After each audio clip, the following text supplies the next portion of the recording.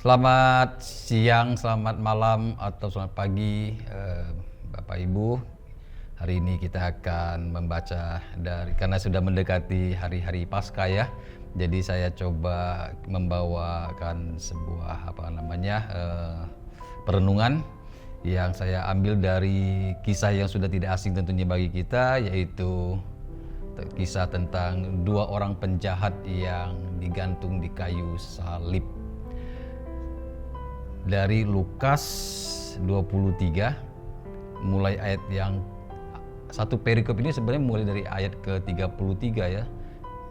Judul perikopnya Yesus disalibkan, tapi saya akan baca langsung dari ayat ke-39. Demikian ya. Seorang dari penjahat yang digantung itu menghujat dia, katanya, "Bukankah engkau adalah Kristus? Selamatkanlah dirimu dan kami." Lalu ayat yang ke-40, tetapi yang seorang menegur dia, katanya, "Tidakkah engkau takut juga tidak kepada Allah, sedang engkau menerima hukuman yang sama?" Ayat ke-41, "Kita memang selayaknya dihukum, sebab kita menerima balasan yang setimpal dengan perbuatan kita. Tetapi orang ini tidak berbuat sesuatu yang salah." Lalu ia berkata, "Yesus, ingatlah akan aku apabila engkau datang sebagai Raja." Ayat terakhir, 43, kata Yesus kepadanya, "Aku berkata kepadamu, sesungguhnya hari ini juga engkau akan ada bersama-sama dengan aku di dalam Firdaus." Jadi saya mulai dari ayat yang terakhir ini mematahkan konsep tentang adanya api penyucian ya.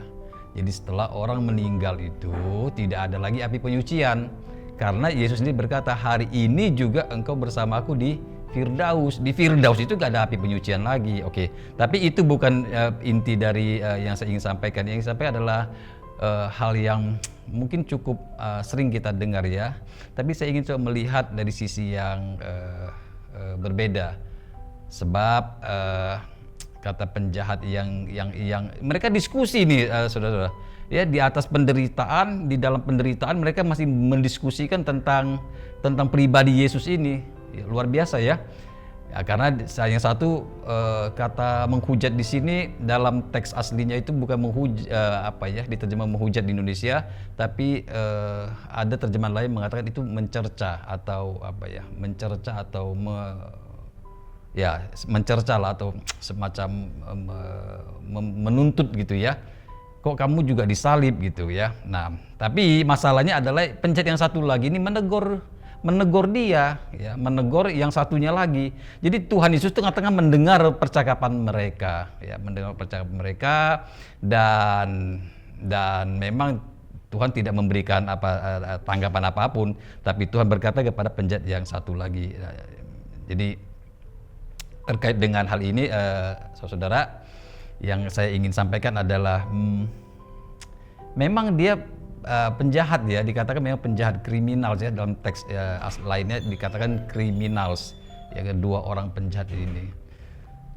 Tetapi yang satu ini justru dia membela Tuhan loh. Jadi begini saudaraku ya, dalam penderitaan yang hebat ini, orang ini masih bisa membela Tuhan.